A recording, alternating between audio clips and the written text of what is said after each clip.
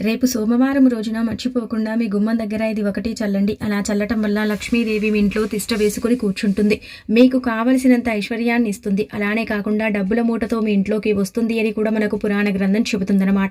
శాస్త్రాల ప్రకారం గుమ్మం దగ్గర సోమవారం తిథి రోజున చక్కగా ఇది చల్లుకోవటం వల్ల చాలా అద్భుతమైన ఫలితం వస్తుంది అని మనకు పండితుడు చెప్పటం జరుగుతుంది. కాబట్టి తప్పనిసరిగా ఏంటంటే మీ ఇంటి యొక్క సింహద్వారము అంటే గుమ్మం ఉంటుంది కదండి, ప్రధాన గుమ్మము, ఆ గుమ్మం దగ్గర ఇది ఒకటి చల్లండి. ఇలా చల్లటం వల్ల మీ కష్టాలన్నీ కూడా తీరిపోతాయి. మీ సమస్యలు తీరిపోయి మీ ఇంట్లో ఉండే ఇబ్బంది తొలగిపోవడానికి అవకాశం ఉంటుందన్నమాట. కాబట్టి ఏంటంటేనండి, సోమవారం తిది రోజున ఖచ్చితంగా ఈ నియమాలు పాటించుకుంటూ గుమ్మం దగ్గర ఇది చల్లితే లక్ష్మీదేవి ఇంట్లోకి రావటాన్ని ఏ దృష్టశక్తి కూడా ఆపలేదు అని మనం చెప్పుకోదగ్గ విషయం అనమాట. అసలు గుమ్మం దగ్గర మనం ఏది చల్లాలి, ఏది చల్లితే లక్ష్మీదేవి మన ఇంట్లోకి వస్తుంది, అలానే కాకుండా మన కష్టం పోతుంది అనేది తెలుసుకునే ముందు ఒక చిన్న రిక్వెస్ట్ అండి. వీడియోని పూర్తిగా చూడండి, నచ్చితే లైక్ చేయండి, కొత్తగా చూస్తున్నట్టయితే సబ్స్క్రైబ్ చేసుకోండి. మనం ఏంటంటేనండి సోమవారం తిది రోజు కొన్ని నియమాలు మనం అంటే ఆచరించుకుంటూ చక్కగా ఏంటంటే గనక మనం ఈ పరిహారం చేసుకున్నట్టయితే చాలా మంచి రిజల్ట్ వస్తుంది.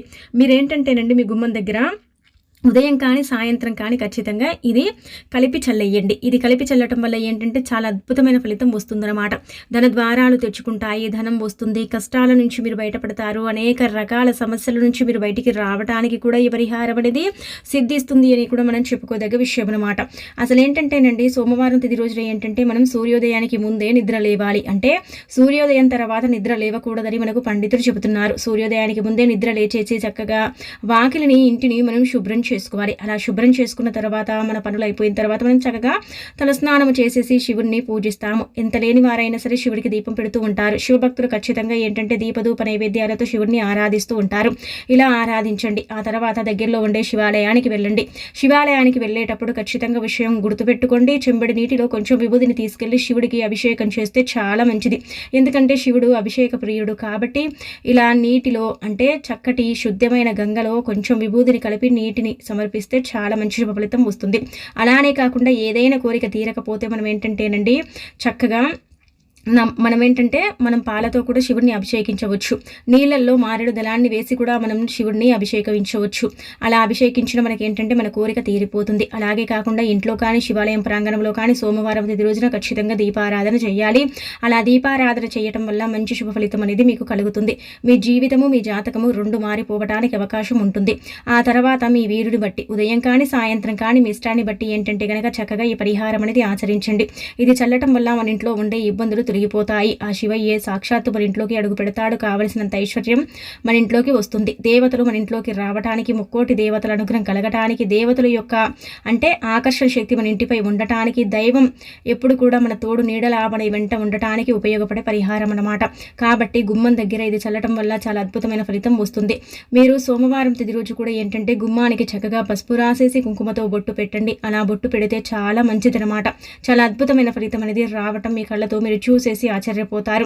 ఆ తర్వాత మీరు ఇలా పూజ చేసుకుని ఇలాంటి నియమాలు పాటించుకుంటూ సాయంత్రం కానీ ఉదయం కానీ ఖచ్చితంగా మీ గుమ్మం దగ్గర ఇది చల్లండి. ఇది చల్లటం వల్ల చాలా అద్భుతమైన ఫలితం వస్తుంది. దీనికి పెద్దగా కావాల్సింది ఏమీ లేదు. ఇవన్నీ కూడా మన ఇంట్లో ఉంటాయి, మన ఇంట్లో లభించేటివి. కాబట్టి వీటిని చల్లటం వల్ల చాలా మంచి జరుగుతుంది అని కూడా మనకు పండితులు చెప్తున్నారనమాట. ఏం చేయండి అంటే కనుకనండి గాజు గ్లాసులో కొద్దిగా అంటే 2 చుక్కల పాలను తీసుకోండి. అంటే 2 చుక్కలు అంటే ఒక చిన్న చెంచాడు ఉంటుంది కదా, అందులో అర చెంచాడు మనకు చాయ్ చెంచాడు ఉంటుంది కదండి, ఆ చాయ్ చెంచాతో ఏంటంటే ఒక చిన్న బౌల్ కానీ ఒక చిన్న గాజు గ్లాస్ కానీ తీసుకోండి. అందులో అర స్పూను అన్ని పాలు, 1 స్పూన్ అన్ని నీళ్ళు, అర స్పూన్ అన్ని రోజ్ వాటర్, ఆ తర్వాత చిటికెడు కుంకుమ పసుపు, కొంచెం కర్పూరం పొడి, ఆ తర్వాత గంధము. ఇవన్నీ కూడా గుర్తుపెట్టుకోండి. ఇందులో ముఖ్యమైనవి ఏంటంటే కనుక పాలు, ఈ రోజ్ వాటర్, ఈ 2 అనమాట చాలా ఇంపార్టెంట్. ఇవి 2 కూడా, ఈ 2 ఏంటంటే కనుక లక్ష్మీదేవి ఆకర్షణ యొక్క శక్తిని పెంచుతాయి. అమ్మవారు మన ఇంట్లోకి వచ్చేలాగా చేస్తాయి. అలానే లక్ష్మీదేవి మన ఇంట్లో తిష్ట వేసుకుని కూర్చునేలాగా కూడా చేస్తాయి అని మనకు పండితులు చెప్తున్నారనమాట. కాబట్టి ఇందులో ఈ 2 చాలా చాలా ఇంపార్టెంట్ అని చెప్పొచ్చు. నీళ్ళంటే మన ఇంట్లో ఉంటాయి, కర్పూరం పొడి మన చేతితో మెదిపితే వచ్చేస్తుంది, గంధం అంటే మనం పెట్టుకుంటాం కాబట్టి మన ఇంట్లో ఉంటుంది, కుంకుమ పసుపు మంగళకరమైన శుభకరమైనది కాబట్టి మన ఇంట్లో మనం పెట్టుకుంటాము. ఇవన్నీ కూడా చాలా పరమ పవిత్రమైన అద్భుతమైనవి. ఇందులో ముఖ్యంగా సీక్రెట్గా మనం చేసుకోవాల్సింది ఏంటంటే కనుక పాలు, అలాగే ఈ యొక్క రోజ్ వాటరు మంచి సువాసనను కలిగి ఉంటుంది కాబట్టి లక్ష్మీదేవి మన ఇంటికి రావటానికి, లక్ష్మీదేవి మన ఇంట్లో తిష్ట వేసుకుని కూర్చోవటానికి ఉపయోగపడుతుంది అనమాట. ఇక అలాగే కాకుండా ఇంకొకటి ఏంటంటే కనుక పాలండి. పాలు లక్ష్మీదేవికి చాలా చాలా ఇష్టం అనమాట. కాబట్టి పాలని ఎప్పుడు కూడా గుమ్మం దగ్గర మనం చక్కగా చేతితో అంటే బొట్టులాగా తీసేసుకుని పాలకు గుమ్మం దగ్గర శుక్రవారం తిథి రోజున, సోమవారం తిథి, శనివారం తిథిలో బొట్టు పెడుతూ ఉండాలి. అలా పెడితే మన ఇంట్లోకి దుష్ట శక్తులు ప్రవేశించవని ఒక నమ్మకమని మనకు సిద్ధశాస్త్రం చెబుతుందన్నమాట.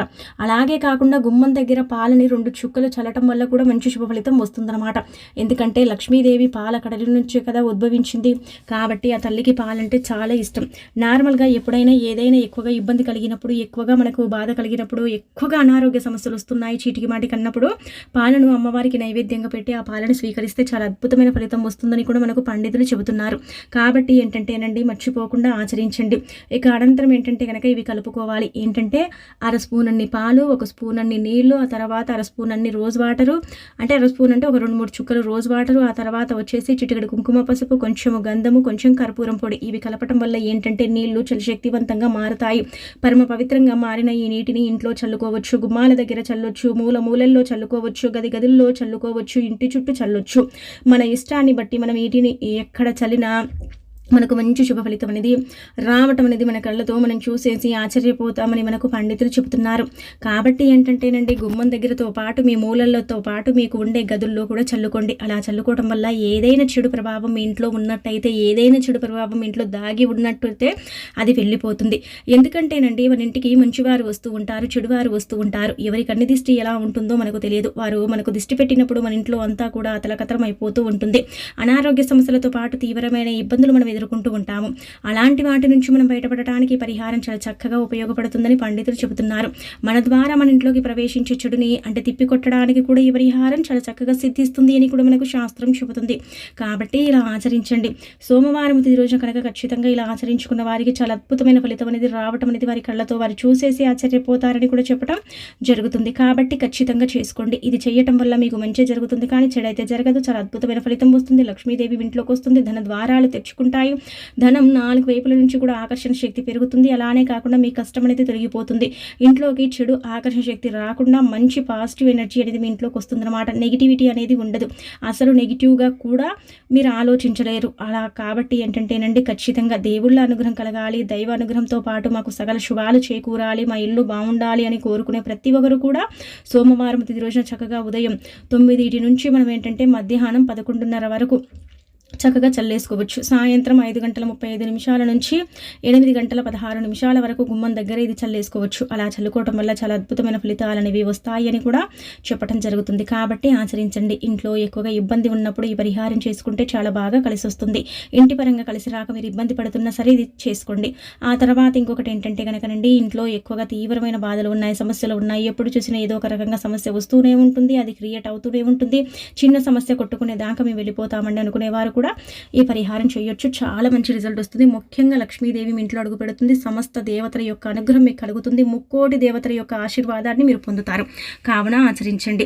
ఇక ఆ తర్వాత వచ్చేసి 2వ పరిహారం. ఇది కూడా చాలా శక్తివంతమైన పరిహారం. దీన్ని కూడా మీరు ఆచరించడం వల్ల చాలా మంచి రిజల్ట్ వస్తుంది.